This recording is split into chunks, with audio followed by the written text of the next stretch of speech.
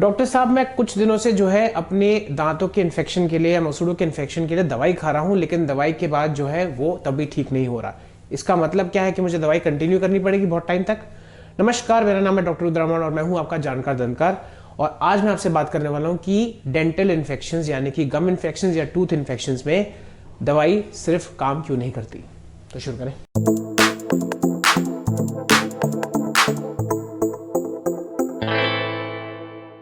तो मुझे बहुत बार कमेंट्स आते हैं कि सर हम जो है पायरिया के लिए जो है हमने जो है ये दवाई शुरू करी है और दवाई हमने जो है 6 महीने खाई, 2 महीने खाई, 2 हफ्ते खाई और तभी हमारा पायरिया ठीक नहीं हो रहा या हमारे दांत का दर्द ठीक नहीं हो रहा। जब तक दवाई असर करती है उसके बाद जो उसका पूरा जो है वापस हमारी वही कहानी आ जाती है। देखिए, इस पे पहले भी मैंने एक बार एपिसोड बनाया, मैं आपको समझाना चाहता हूँ और आज मैं थोड़ा सा जो है विस्तार से समझाऊंगा कि दांत पे असर क्यों नहीं करती है आपकी मेडिसिन और दांत में असर करती है और कुछ समय के लिए करती है। बहुत सिंपल सा फंडा है। अगर मैं आपको एक ग्लास दूं, ठीक है, आप सबने होली खेल रखी होगी, है ना। अगर मैं आपको एक ग्लास दूं पानी का, उसमें हम थोड़ा सा रंग डाल दें या गुलाल डाल दें तो पानी का जो कलर होता है, रंग होता है, वो वैसे वाला हो जाएगा, वो ढल जाएगा। लेकिन अगर मैं आपको एक कुआं दूं और उसमें आप उतना ही गुलाल डालेंगे तो क्या कुएं का कलर चाहे थोड़ा लाइट हो लेकिन पूरी तरीके से वो वाला कलर होगा जो आपके गुलाल के रंग का था? नहीं, क्योंकि इतना ज्यादा जो है आपका कुआं का वॉल्यूम है, पानी इतना ज्यादा है, तो ऑब्वियसली उसमें वो असर नहीं करेगा। एक और बात बताता हूं, इससे बढ़िया एग्जांपल बताता हूं। आप कभी बीच गए हैं? अगर नहीं गए तो जब भी जाएंगे, अगर आप देखेंगे जो आपका सागर है, राइट, समुद्र का तट है जो है, वहां पे जो है आप वही पुड़िया ले जाइए गुलाल की और जो लहरें आ रही हैं उसमें डाल दीजिए। क्या वो एक तरीके से थोड़ी देर के लिए एक कलेक्टेड एरिया जो आपका होगा वहां पे डेफिनेटली आपको गुलाल का कलर दिखेगा। उसके बाद आपको लगता है कि वो गुलाल कहीं रहेगा? नहीं ना। यही चीज आपके मुंह में होती है। क्या मतलब है? आपका जो मुंह का एनवायरनमेंट है, स्पेशली गम्स का और दांतों का, वो बहुत डायनामिक है, यानी कि उसमें खून आता जाता रहता है और धमनियों के थ्रू चीजें एक्सचेंज होती रहती हैं। अब जो मैंने डायलॉग बोला कि दांत पे असर नहीं कर रहा और दांत में असर कर रहा है, पहले बात करते हैं डेंटल इन्फेक्शंस की, यानी कि दांत का डीके, जो सड़न होती है उसके बारे में बात करते हैं।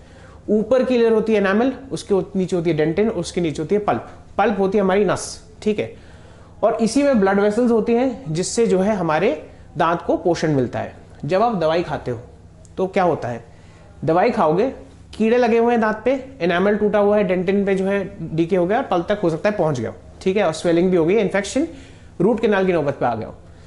अब आपने दवाई खाई, दवाई जो है आपके पेट में पची, आपके ब्लड स्ट्रीम में गई, खून की धमनियों में गई, ठीक है, वहां से वो थोड़ी देर तक जो है आप जितनी देर वो दवाई का असर रहेगा वहां तक जितने आसपास के पल्प के आसपास, यानी कि जो नस के आसपास, लिविंग टिश्यू के आसपास जिसमें ब्लड वेसल्स हैं, उसके आसपास के जो है कीड़े मर जाएंगे, ठीक है, जो आपका बैक्टीरिया है, माइक्रोब्स है, जो भी है, मर जाएंगे।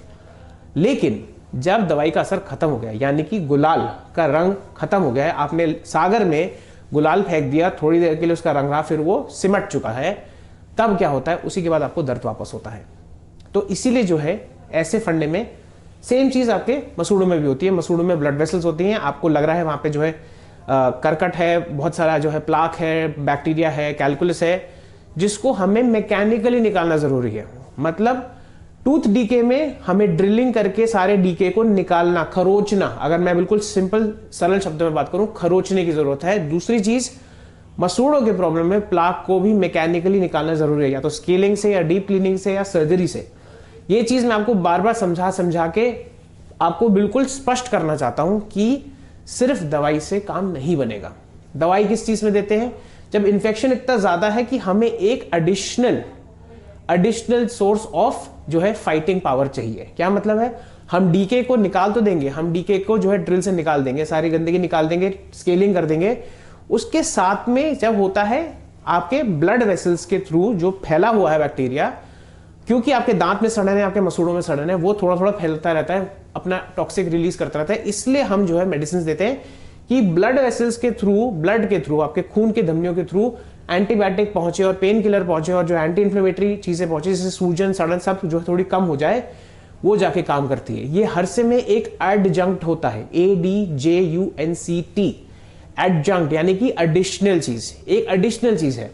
कभी भी ये डायरेक्ट काम नहीं करती है। डायरेक्ट काम आपकी अल्टीमेटली ड्रिलिंग करेगी, जिससे हमें जो है डीके को निकालना जरूरी है।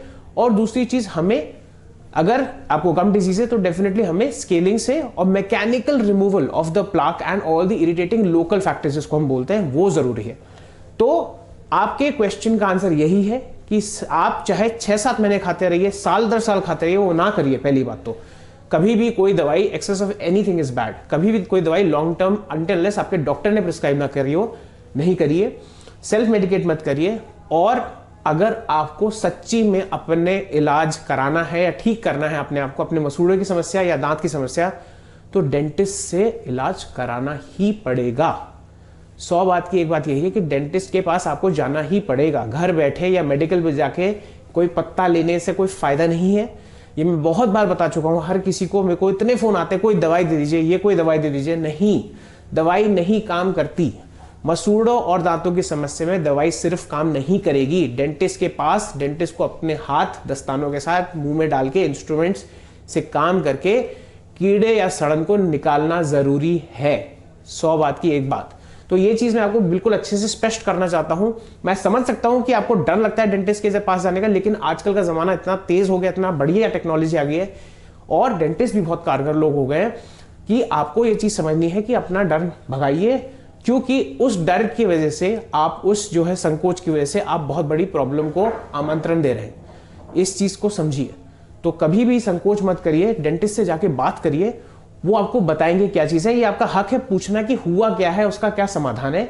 वो आपको समाधान बताएंगे, उसके बारे में जितना भी जो फाइनेंशियल खर्चा है वो सब बताएंगे। अगर आपको सूट करता है म्यूचुअल एग्रीमेंट पे ट्रीटमेंट शुरू कराइए। तो ये था आज का episode. Please like, share, subscribe करिए और बेल आइकन को दबाना ना भूलिए ताकि आपको इंपॉर्टेंट अपडेट्स मिलते रहे।